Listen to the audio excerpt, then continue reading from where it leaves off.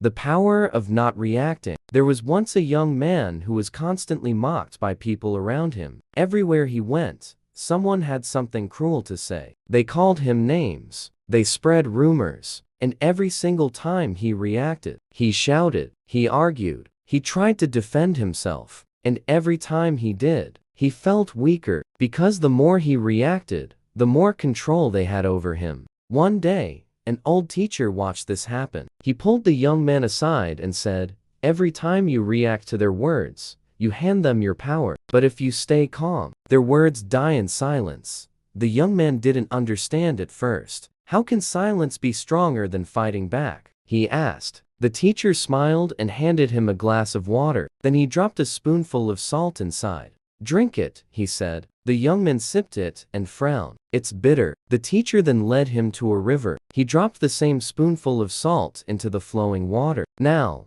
drink from the river," he said. The young man took a sip. This time, it tasted fresh, pure. The teacher looked at him and said, "Be like the river. Do not let small insults poison your soul. Flow forward. Stay calm. Be vast. Be deep." Because the river does not react, it simply moves on. From that day on, the young man stopped reacting to every insult. He smiled when people tried to provoke him. He stayed silent when they mocked him. And slowly, the insults lost their power. Because here's the truth.